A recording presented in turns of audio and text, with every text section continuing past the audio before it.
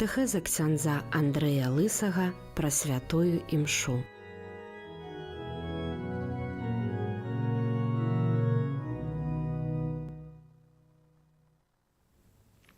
Хвала Христу! Вельмі сардэчна вітаю ўсіх слухачоў радыё Марыя, таксама ўсіх, хто праглядае наш YouTube-канал. Дзякуем вам за тое, што знаходзіце час, каб быць разам з намі, прынимаць удзел у гэтых катэхезах, паглыбляць свае рэлігійныя веды, каб сапраўды больш глыбока і актыўна ўдзельнічаць у святой Еўхарыстыі.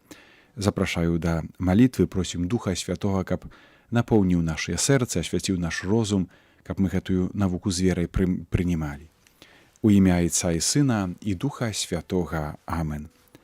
Духу Божы, Духу праўды і любові, просім Цябе, прыйдзі да нас, напоўні нас сваёй прысутнасцю, дай нам адчуць паўнату Тваёй ласкі, асвятлі наш розум, дай нам адвагу, каб прыняць Божую навуку, каб паводле яе жыць, каб гэтая праўда узмацняла і распальвала нашу любоў да Хрыста, які жыве і валадарыць праз усе векі вечныя. Амен.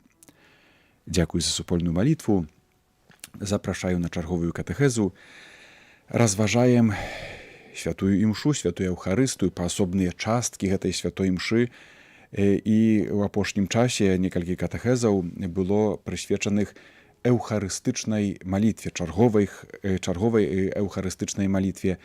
Сёння ўжо апошняя эўхарыстычная малітва альбо серія эўхарыстычных малітваў, так называемая пятая эўхарыстычная малітва альбо эўхарыстычная малітва у імшах у розных патрэбах.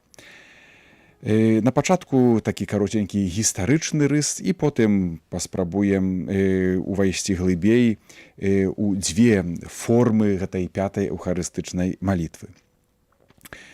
Чарговая, гэта значыць ужо пятая эўхарыстычная малітва, яна пацвярджае тую думку, якую прынёс другі Ватыканскі сабор.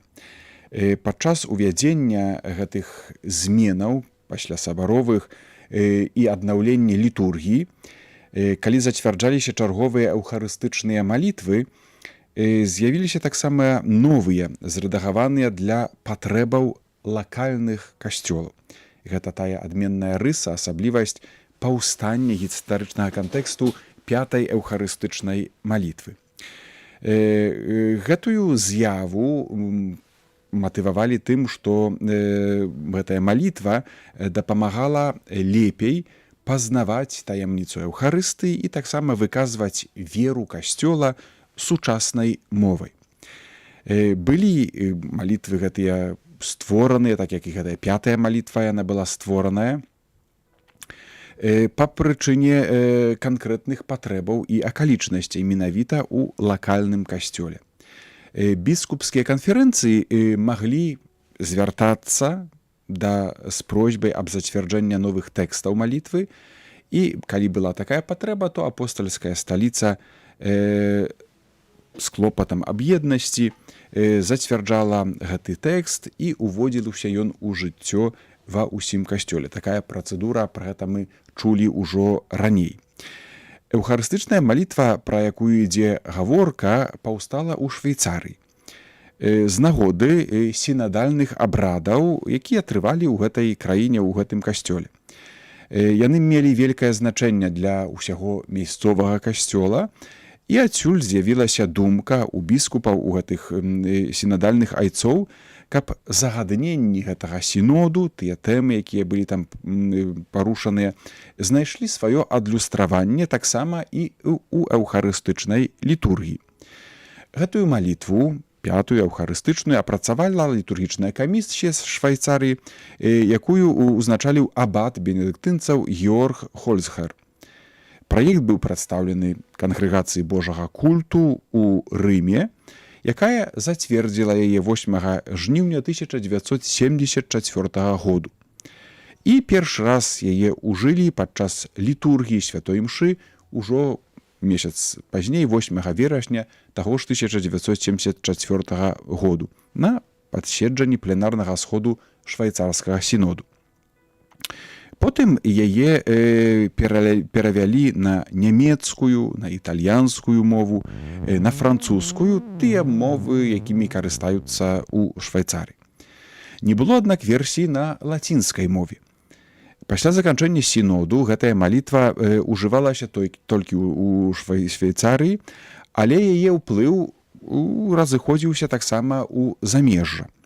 Чарговыя канферэнцыі біскупаў звярталіся да апостальскай сталіцы з просьбаю, каб маглі ўжываць яе ў сваіх мясцовых касцёлах. І так былі гэта Люксембург, Аўстрыя, Францыя, Італія і Польшча. Гэтыя паасобныя тэксты малітвы на лакальных мовах, яны сапраўды вельмі адрозніваліся паміж сабою. І таму сталіца апостальская пастанавіла апрацаваць лацінскі тэкст, который быў бы такім узорам для чарговых тлумачэнняў ужо на тыя мовы, хто б хацеў з яе скарыстаць. І гэты факт папярэдзіла таксама вельмі такая моцная багаслоўская дыскусія на тэму гэтай малітвы эўхарыстычнай. У жніўні 1991 году Кангрэгацыя Божага культу выдае дэкрэт, на моцы якога быў прыняты лацінскі тэкст гэтай малітвы і таксама правілы тлумачэння яе на родныя мовы. І такім чынам яна сталася даступнай для ўсяго касцёла. Яе назва, эўхарыстычная малітва ў розных патрэбах, сапраўды прадугледжвае яе ўжыванне, але таксама абмежаванне ў імшах, звязаных з канкрэтнымі патрэбамі лакальнага касцёла. Агульна кажучы, структура гэтай малітвы адпавядае базавай будове астатніх іншых эўхарыстычных малітваў. І так сапраўды павінна быць. Галоўнай тэмаю з'яўляецца матыў дарогі, шляху. Бог Айцец вядзе свой народ, касцёл Божы, па шляхах часу да яго мэты, а Хрыстус крочыць разам са сваім народам. У гэтай малітве можам заўважыць часткі пастаянныя, але таксама і зменлівыя. Аўтары хацелі напісаць толькі адну малітву эўхарыстычную, таму падалі яны 4 прэфацыі, якім адпавядаюць 4 версіі заступніцкай малітвы. Такім чынам з'явіліся 4 варыянты той самай эўхарыстычнай малітвы з адпаведнымі таксама тытуламі, якія прадугледжваюць тэму, якая разважаецца, ці аб якой моліцца ў гэтай малітве. І маем гэтыя 4 тэмы. Першая – Бог вядзе свой касцёл шляхам збаўлення, далей Езус – шлях да Айца, яшчэ Езус ідзе, робячы дабро, і апошні матыў – касцёл на шляху да адзінства. Паспрабуем падчас гэтай катэхезы, прынамсі, 2 гэтыя тэмы разважыць, паглыбіць, каб зразумець, якое багацце змяшчаюць сабе гэтыя эўхарыстычныя малітвы. Малітва эўхарыстычная, пра якую мы разважаем, у большай ступені яна натхнёная словамі Бібліі, а таксама яе мова адзначаецца такой камунікатыўнасцю і глыбокім закараненнем у сучасных умовах касцёла. Часта чуваць у ёй таксама і вельмі моцна чуваць такое трынітарнае багаслоўе, праслаўленне Айца, Сына і Духа Святога. Тэксты гэтай малітвы вельмі пазітыўна ставяцца да свету. Бог Айцец з'яўляецца творцам і крыніцай кожнага жыцця. Ён не толькі стварыў свет, але сцеражэ яго з невыказнай любоўю. Ён, як Айцец, клапоціцца аб усім стварэнні і з'яўляецца добрым айцом, які клапоціцца пра ўсе свае дзеці. Дзеянне Бога Айца пастаяннае і непрыпыннае. Ён жыве і дзейнічае сярод нас, пранікае касцёл моцаю свайго духа, а праз Хрыста вядзе нас па шляху часу да радасці свайго валадарства. Гэтая перспектыва шляху прадаўжаецца і дасягае сваёй паўнаты ў моманце, калі Бог чакае нас і ўсё стварэнне менавіта там у небе ў сваім валадарстве. Кім жа ёсць Езус Хрыстус у такім кантэксце праслаўлення і велічы Бога Айца? Езус Хрыстус у гэтай малітве прадстаўлены як Сын Божы, наш Пан, жывое слова Бога, дарога, праўда, жыццё, наш брат і адкупіцель. бляск адвечнай хвалы, валадар вякоў і пан усяго сусвету. Таксама моцна падкрэсліваецца дзеянне Духа Святога. Ён той, хто пранікае святлом і моцаю пілігрымуючы касцёл. Сабірае ў адну сям'ю людзей свету, з'яўляецца знакам вызнаўцаў Хрыста, ажыўляе надзею, ёсць духам Сына і духам любові. Першая версія малітвы носіць тытул «Бог вядзе свой касцёл шляхам збаўлення». Асаблівае адлюстраванне гэтая тэма мае ў прэфацыі і ў заступніцкіх малітвах, якія, як і казаў, змяняюцца ў чарговых версіях гэтай эўхарыстычнай малітвы.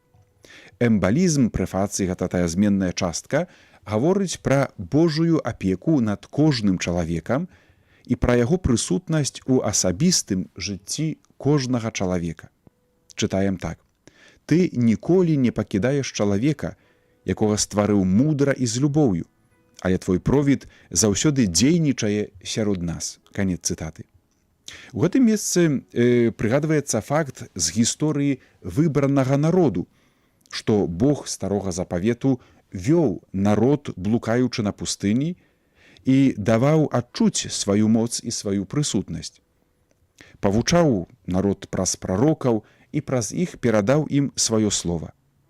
Цяпер гэтым новым выбраным народам з'яўляецца касцёл, народ Божы, які пілігрымуе па свеце і які Бог Айцец далей павучае сваім святлом навукі праз дзеянне Духа Святога. У гэтым вандраванні на шляхах часу касцёл цешыцца асаблівай прысутнасцю Божага Сына, як сваёй галавы, ці таксама ужываючы іншага параўнання як пастыра, который ідзе наперадзе і вядзе свой народ да неба. Гэты шлях касцёла мае своеасаблівую перспектыву вечнасці, бо вядзе да дасканалай радасці Божага валадарства. Калі адспяваем спеў «Святы-святы», потым у гэтым пасля «Санктус» зноў вяртаецца матыў шляху. Тэкст малітвы выказвае падзяку, скіраваную да Бога Айца, Айца Святога, які нам заўсёды дапамагае на жыццёвым шляху. Божы народ такім чынам выказвае перакананне, што Бог не адмаўляе сваёй апекі, як было калісьці, таксама і цяпер, пастаянна апякуецца сваім народам. Ён вядзе сваіх вернікаў праз сучаснасць да вечнасці. Ён пастаянна прысутнічае на шляху касцёла. Падчас гэтага пілігрымавання ёсць асаблівы час, калі Хрыстус сабірае свой народ на вячэру. У гэтым месцы прыгадваецца спатканне Хрыста з вучнямі, што крочылі ў Эмаус. У Евангеліі святога Лука можам прачытаць. Пасля свайго з мёртвых паўстання Хрыстус пастаянна сабірае сваіх вернікаў, каб ім тлумачыць пісанне і ламаць для іх хлеб. Іншымі словы, касцёл, карыстаючыся запрашэннем Хрыста, збіраецца на Эўхарыстыі. Пасля наступае, вядома, эпіклеза, словы ўстанаўленне, акламацыя і анамнеза камунійная. І так як у кожнай малітве эўхарыстычнай, гэтая структура такая ж самая. Але хочам звярнуць увагу на адменныя рысы гэтай малітвы эўхарыстычнай. Заступніцкія малітвы гэтага варыянта, пятай эўхарыстычнай малітвы, яны сцісла звязаныя з тэмай прэфацыі. У параўнанні з іншымі версіямі, у гэтай версіі яна вельмі кароткая. Эўхарыстычная супольнасць просіць Бога Айца аб узмацненні еднасці з папам рымскім, з біскупам дыяцэзіі, еднасці паміж святарамі, дыяканамі і ўсяго хрысціянскага народу. Адным словам, усіх тых, хто запрошаны да эўхарыстычнага стала. Каб прыняць годны ўдзел у Божай вячэры, нельга падтрымліваць ніякіх падзелаў. З іншага боку, добра ведаем, што гэта нелёгкая справа, і таму просім Бога аб дапамозе, бо гэта Ён кіруе сваім касцёлам і пабуджае людскія сэрцы да высілкаў на карысць еднасці і паяднання. Далей святар моліцца аб радасць і давер для ўсіх членаў касцёла і ўзрастанне ў веры і надзеі. Яшчэ адзін варыянт гэтай малітвы. Вядучай думкаю чарговай версіі з'яўляюцца словы «Езус – шлях да Айца». Прэфацыя і заступніцкія малітвы, гэта, як я ўжо казаў, тыя зменныя часткі аўхарыстычнай малітвы, вельмі моцна тэматычна злучаныя паміж сабою і сапраўды падкрэсліваюць альбо вяртаюцца да гэтай тэмы «Езус – шлях да Айца». Эмбалізм прэфацыі паказвае значэнне Бога Айца для ўсяго стварэння. Ён, як клапатлівы Отец, зацікаўлены сваім стварэннем. Тое, што сам стварыў, падтрымлівае ў існаванні, кіруе іх лёсам і штодзённа імі апякуецца. Асаблівае месца сярод стварэнняў, канешне ж, мае чалавек. Бог-стварыцель пастаянна сабірае людзей у адну сям'ю, створаную дзеля хвалы свайго імя. Людзей, пазначаных знакам Духа Святога, праз хрост і канфірмацыю, а таксама адкупленых праз крыж яго сына, ашчасліўленых ласкаю, Бог сабірае ў адну сям'ю дзяцей Божых. Далей чуем аднясенне да Евангелія святога Яна, дзе чытаем, што Слова сталася целам. У целаўленне Хрыста Бог увайшоў у гэтую сям'ю, менавіта праз Езуса Хрыста. Христус, тваё жывое слово, і далей з'яўляецца дарогай, што вядзе да цябе, праўдай, якая нас вызваляе, жыццём, якое напаўняе нас радасцю. Гучаць добразнаныя нам словы, которые Христус адносіць да сябе. Я дарога і праўда і жыццё. У гэтай версіі малітвы аўхарыстычнай сапраўды яны так моцна разбудаваны.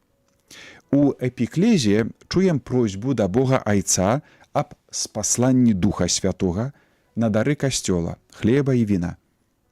Менавіта прысутнасць жывога Хрыста сярод вернікаў будзе магчымая толькі дзякуючы дзеянню Духа Святога. І гэта вельмі моцна падкрэсліваецца ў малітве аўхарыстычнай. Націск пакладзены на прысутнасць Езуса, а не на факт кансакрацыйнай перамены. Тэкст устанаўлення Эўхарыстыі пераносіць нас у клімат апошняй вячэры, якую Езус спажываў са сваімі апосталамі, а таксама тых слоў, дзеянняў, канкрэтных жэстаў, якія былі тады. У заступніцкіх малітвах гэтай літургічнай малітвы эўхарыстычнай літургічная супольнасць кіруе да Бога Айца найперш просьбу аб узмацненні членаў касцёла сваім Божым целам і крывёю Езуса Хрыста, а пасля аб аднаўленні Божага падабенства ў іх. Пасля таксама просіць аб благаславенства для ўсяго Божага народу, для папы, біскупа дыяцэзіі. Пасля наступаюць вельмі жыццёвыя просьбы аб тым, каб члены касцёла умелі распазнаваць знакі часу, каб ахвярна служылі Евангеллю, з адкрытасцю і ахвотаю датыкалі болю і перажывання людзей, якіх спатыкаюць на сваім жыццёвым шляху, і дзяліліся з імі радасцю і надзеяй, а таксама разам з імі ўзрасталі на шляху збаўлення. Езус прыкладам свайго жыцця і сваёй навукаю паказаў нам праўдзівы адзіны шлях і такім чынам стаўся нашым шляхам да неба. Я дарога, праўда і жыццё. Так вельмі моцна гучаць гэтыя словы. Сапраўды вельмі прыгожыя эўхарыстычныя малітвы. Рэдка, можа, мы іх чуем, але ёсць такая магчымасць іх ужываць і таксама паглыбляць знаёмасць святой імшы і той прыгожай багаслоўскай думкі, якая складзена ў іх. І некалькі слоў на заканчэнне сённяшняй катэхезы хацеў бы звярнуць увагу на такі важны знак, который мы чуем, лепей сказаць, заўсёды чакаем, можа, на яго, гэта знак звучання званочкаў. Добра разумеем, што калі мяняюцца гэтыя малітвы эўхарыстычныя, маем часамі клопат, калі стаць на калені. Дзеля гэтага ёсць служба літургічная, міністранты, яны маюць асаблівае заданне і значэнне, каб менавіта гэтым знакам званочкаў засігналізаваць, паказаць, што цяпер гэты момант, калі трэба стаць на калені, але потым другі раз звонячы паказваюць, што гэта вот момант, калі ўжо можна ўстаць. І некалькі слоў на тое аб тым, якое значэнне, чы цэлая гісторыя паўстання званкоў у касцёле. Мы, канечне, прывыклі да таго, што ў касцёле чуем гучанне званочкаў, а нават можна сказаць, што званы, яны тыповыя для касцёлаў, капліц, для рэлігійных месцаў. У гэтым месцы хацеў бы прыблізіць каротенька вельмі гісторыю званочкаў, званоў у літургіі ў касцёле.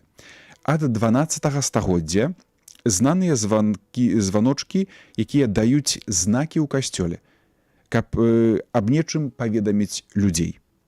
На пачатку у кляштарах манахаў падавалі знак, што ўжо пара на літургію. Сярод гэтага штодзённага рытму, працы, адпачынку прыходзіў найважнейшы час, каб спаткацца з Богам, і трэба было нейкім чынам засігналізаваць гэты час, даць нейкі знак. І вось на пачатку гэта быў знак стукання ў драўляныя дошкі ці нейкія металічныя пласцінкі. Сапраўды быў своеасаблівы гук, і кожны, хто быў у кляштары, манахі распазнавалі, што гэта гучанне кліча іх у святое месца, у капліцу ці ў касцёл, каб там памаліцца. І парэшткі гэтых драўляных інструментаў, можна сказаць, маем і ўжываем, можна так заўважыць, падчас літургіі Вялікай Пятніцы. Прыгадайце сабе, і тады мы не ўжываем званкоў, але ўжываем такія драўляныя інструменты, которых гук вельмі асаблівы. Калі гаворым пра гісторыю званочкаў, далей развіваліся своеасаблівыя формы гэтых званкоў. Першыя накшталт, можна сказаць, скуркі з садавіны, которую мы знімаем, чи нека такого кошыка для пчолаў, капялюшу з цырку, які бачым, нешта такое было. А тыя найстарэйшыя званочкі рабілі з жалезнай бляхі. Пазней былі яны ўжо адліваны з бронзы, жалеза, а часам нават срэбра ці таксама золата. Ад каля 13-14 стагоддзя развіваецца такі гатыцкі, як мы кажам, звон у кшталце келіха. І гэта тая форма, якая да сённяшняга дня вядомая нам. Калі маем уяўленне пра звон, то уяўляем, якую ён мае форму. Гэта ўжо, скажем так, з 13-14 стагоддзя. З цягам часу да аднаго звана ці званочка далучалі чарговыя, і такім чынам паўстае многагалоссе званоў. Ужо ад пачатку званам давалі імёны. Былі на іх напісы, святыя словы, а таксама перад адданнем да ўжытку іх асвячалі. Званы павінны звінець і запрашаць на літургію, на малітву, на імшу святую, павінны абвяшчаць хрост, шлюб ці таксама смерць.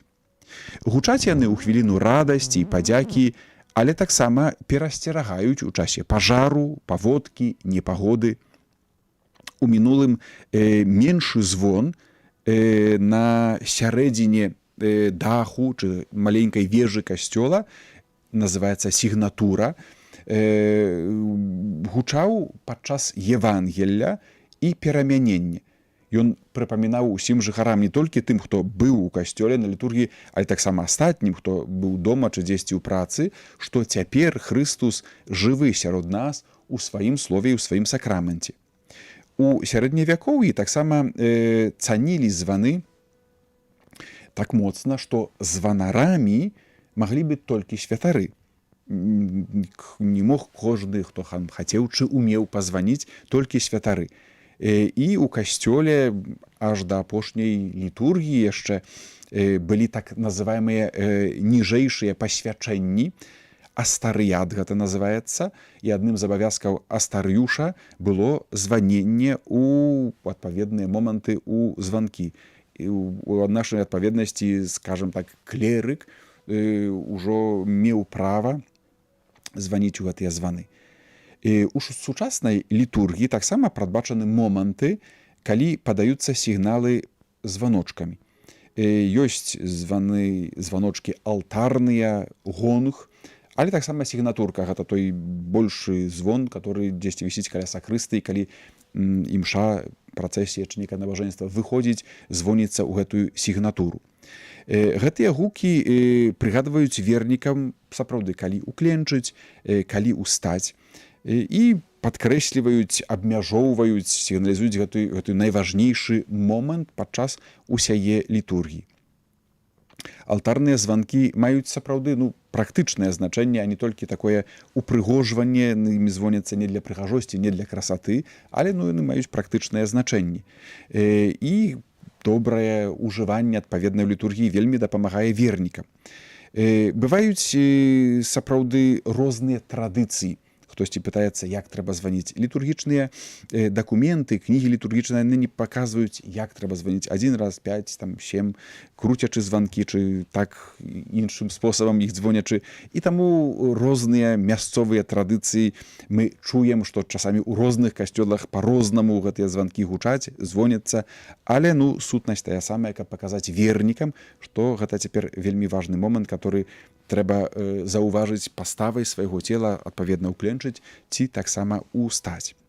Бываюць таксама асаблівыя нагоды ці урачыстасці, калі падчас гімнаў, хвала на вышынях Богу, чи падчас гімну «Цябе, Бога, праслаўляем», гучаць усе званы ў касцёле. І таксама чуем званкі падчас эўхарыстычнага благаслаўлення і эўхарыстычнай працэсіі. Гэта так для цікавасці, некалькі слоў пра гісторыю, пра ўжыванне званочкаў.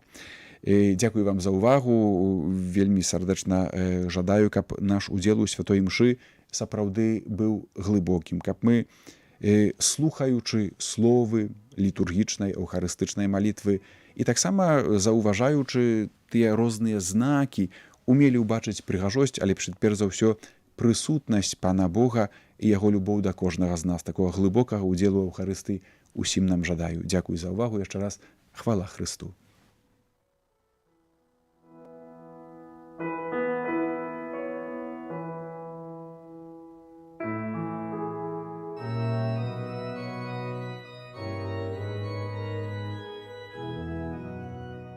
Хлеб і віно. Катэхеза ксяндза Андрэя Лысага пра святую імшу.